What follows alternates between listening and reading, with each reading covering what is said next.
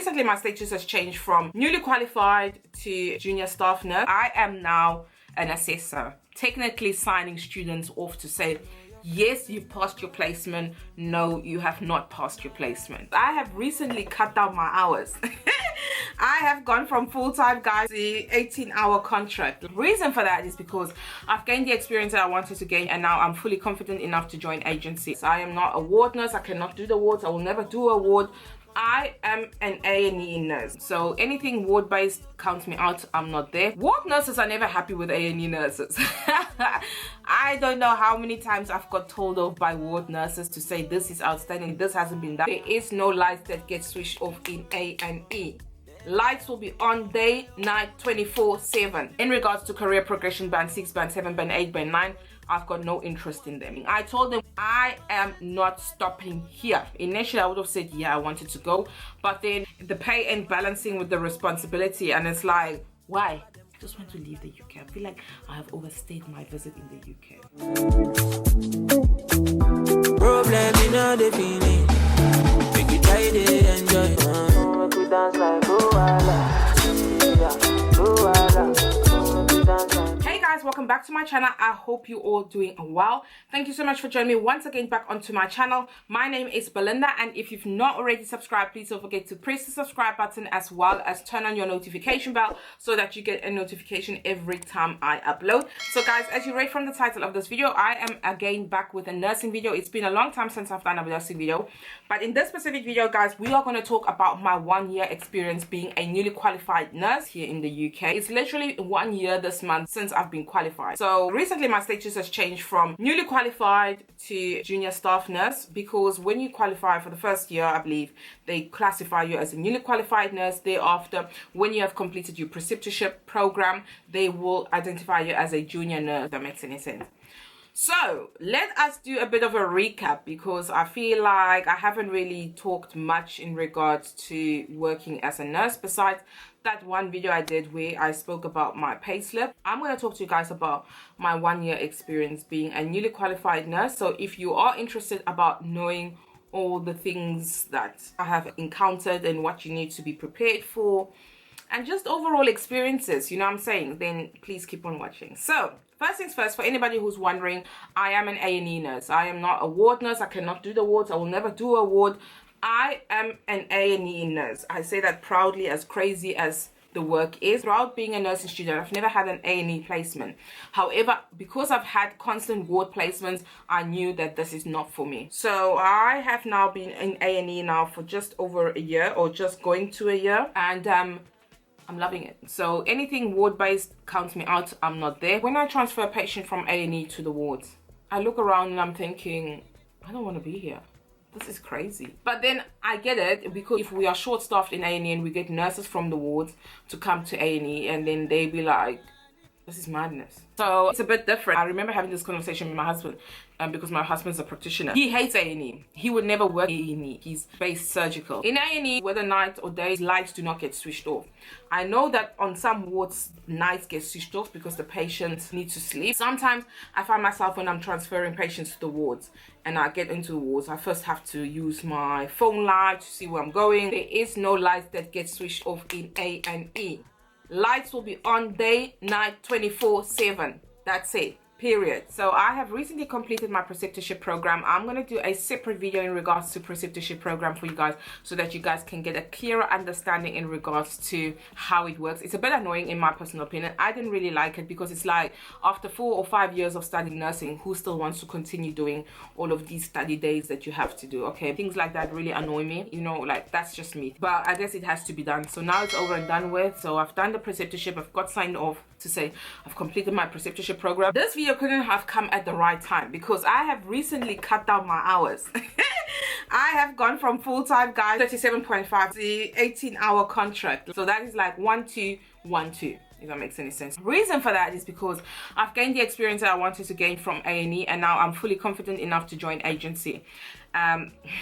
We're still gonna do a video of that, guys. We're still gonna do a video of that. So I'm an A&E NHS nurse part-time, and then I'm also doing agency on the side, because I know my work. I know that I'm not getting paid enough for the work I'm doing. Do you know what I mean? Anyway, going back to the video, A&E is one of the busiest departments, I would say. Ward nurses are never happy with A&E nurses.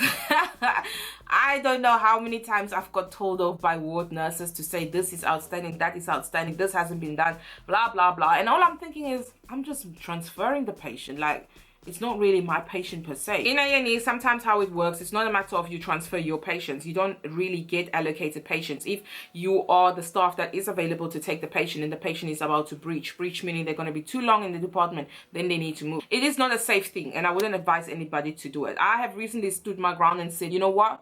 If I don't know the patient and if I wasn't looking after the patient, then I don't want to hear anything about transferring the patient, because I don't know what has been done and what hasn't been done. In A&E, there are various departments. So you are divided either into green resource, red resource, majors 1, majors 2, ambulance streaming, minors. It varies according to the trust, but A&E is divided into different departments. Now, when I first started off, I was working in an area majors 1, and majors 1 is just like a ward. Patients tend to stay there longer until they get admissions on the wards. And I made sure I got all my training in. I made sure I got ILS, pills training. I'm currently going to have my ALS training, and then I've got my triage training coming up. Those are the two. And then I've basically got all the training that will actually help me in regards to furthering my career in nursing. So one advice is, if you are newly qualified, get those trainings in. If you speak to somebody and they say they will do it, they're not doing it, escalate it. I made sure I spoke to the matron to make sure that I get my trainings in, because I knew in my head what I'm going to do with those trainings, if you know what I'm saying. If I tell you guys, I have recently passed my assessor and supervisor training.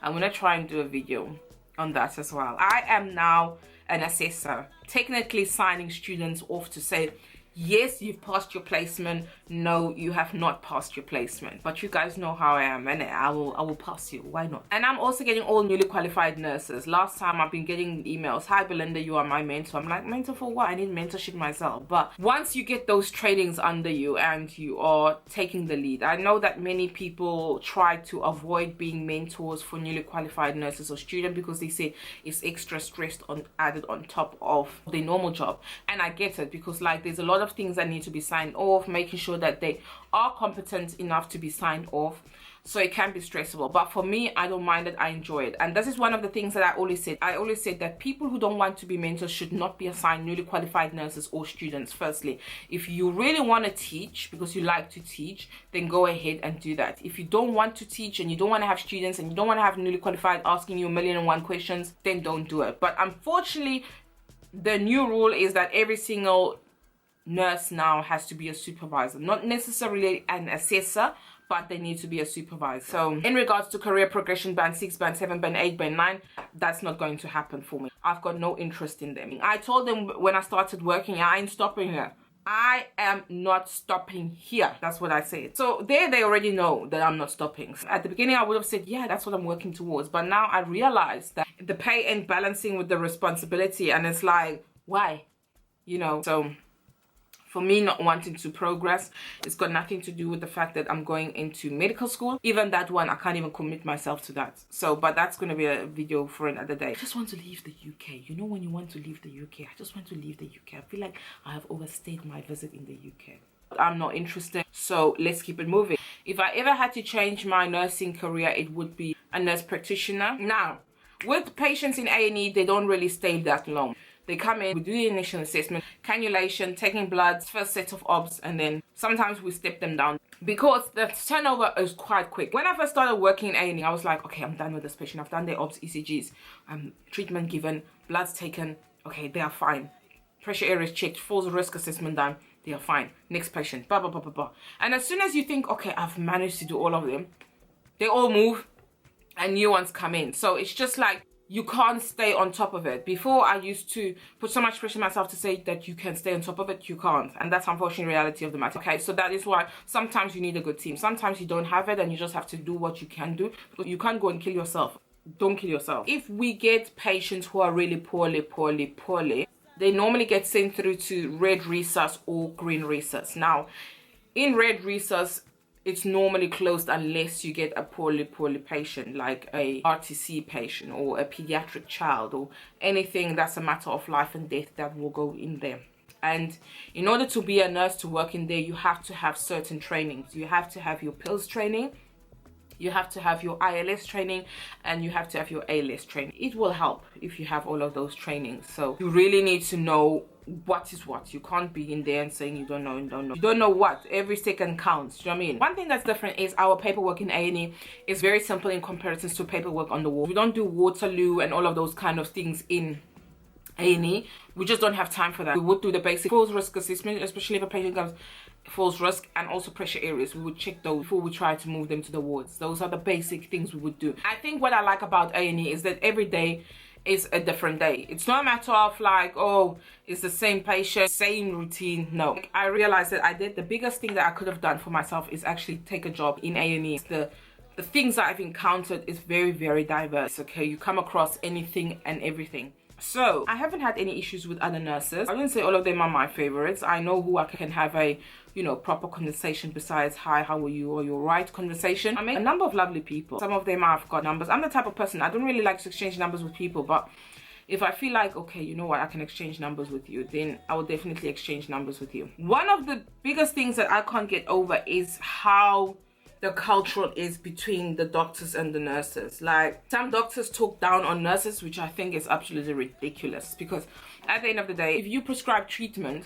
who's supposed to go and administer those treatments? So, you know, I feel like there needs to be a fine balance between nurses and doctors. You know, nobody is better than the other. You just have to work together. But overall, I have enjoyed my experience in A&E. Now, I will tell you guys what is the coco, like what is the key factor.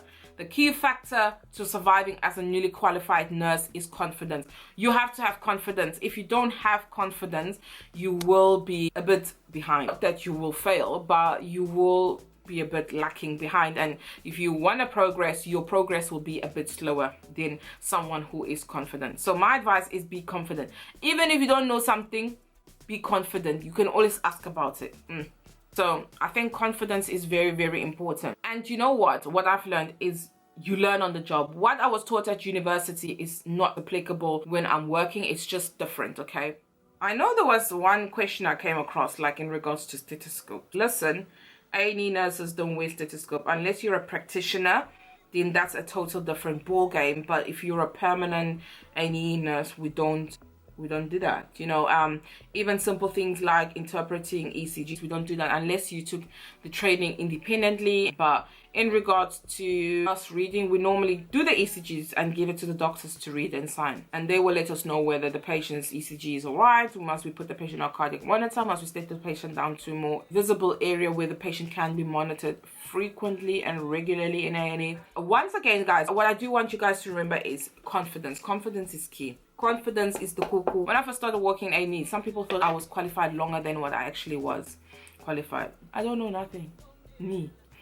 Now I've got a bit more confident, but I'm still learning. Every day is a learning experience, so don't ever think that you will get it all right in one day, because unfortunately that's the case.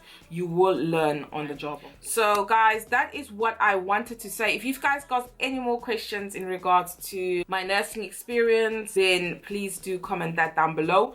Like I said, I'm going to have a separate video in regards to nursing preceptorship program, because both international nurses as well as qualified nurses have to undergo this program. This program is not something that you can not do it. You have to do it either. I'm also going to have a different video in regards to joining agency, especially because I know nowadays we're all thinking how to make more money. Okay, and agency is the way to go. All right, so I'm going to tell you guys about my agency experience. I may talk about payslip, but for now, guys, this brings me to the end of my video. Please don't forget to comment, like, and subscribe, and I will hopefully see you guys in my next video. Bye.